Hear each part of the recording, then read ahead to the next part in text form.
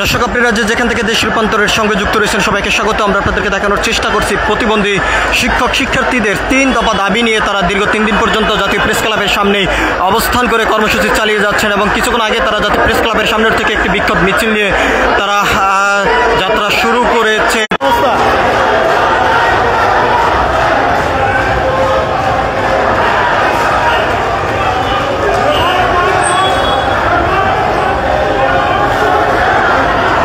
দর্শক আমরা আপনাদেরকে দেখানোর চেষ্টা করছি প্রতিবন্ধী বিক্ষোভকারীদের যে বিক্ষোভ মিছিল।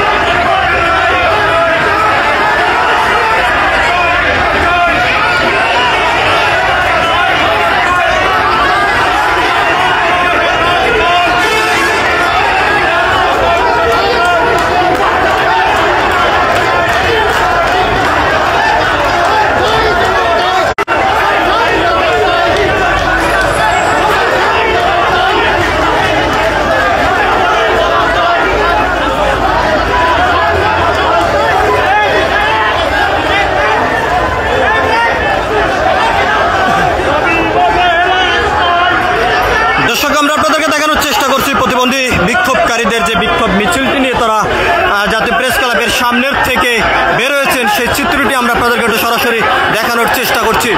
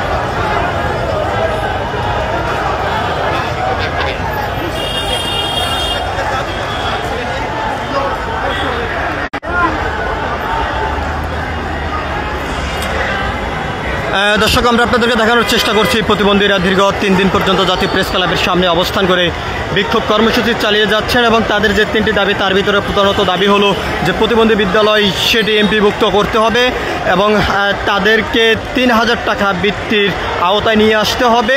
এরকম সব কিছু মিলে 3টি দাবি নিয়ে এবারে নিয়ে তারা 23 বার রাজপথে অবস্থান করেছেন এমনটি এখানে তারা জানিয়েছেন। আমরা আপনাদেরকে আরও একটি বিষয় জানিয়ে রাখতে চাই, বর্তমান অন্তর্বর্তীকালীন সরকারের কাছে বারবার তারা লিখিতভাবে স্মারকলিপি দেওয়ার পরও কোনো ধরনের সিদ্ধান্ত আসেনি সরকারের পক্ষ থেকে, এমনটি এখান থেকে প্রতিবন্ধী শিক্ষক শিক্ষার্থী কর্মচারীরা জানিয়েছেন। সর্বশেষ দীর্ঘ 3 দিন পর্যন্ত এই জাতীয় প্রেস ক্লাবের সামনে এসে অবস্থান করে বিক্ষোভ কর্মসূচি চালিয়ে যাচ্ছেন। কিছুক্ষণ আগে জাতীয় প্রেস ক্লাবের সামনের থেকে একটি বিক্ষোভ মিছিল নিয়ে পল্টন এলাকায় এসে তারা অবস্থান করেছেন। আমরা আপনাদেরকে সেই চিত্রটি সরাসরি দেখানোর চেষ্টা করছি। একদিকে এখানে আইন শৃঙ্খলা রক্ষাকারী বাহিনীর সদস্যরা রয়েছেন, অন্যদিকে বিক্ষোভকারী যে প্রতিবন্ধী যারা রয়েছেন তারাও কিন্তু বিক্ষোভ করে টানটান উত্তেজনা অবস্থায় বিরাজ করে যাচ্ছেন পল্টন এলাকায়। আমরা আপনাদেরকে সেই চিত্রটি সরাসরি দেখানোর চেষ্টা করছি। একদিকে যেমন আইন শৃঙ্খলা রক্ষাকারী বাহিনীর ব্যাপক তৎপরতা আমরা দেখতে পাচ্ছি, অন্যদিকে টানটান উত্তেজনার মধ্য দিয়ে রয়েছে প্রতিবন্ধী শিক্ষক, শিক্ষার্থী এবং কর্মচারীরা। তারা 3টি দাবি নিয়ে রাজপথে অবস্থান করে বিক্ষোভ কর্মসূচি চালিয়ে যাচ্ছেন।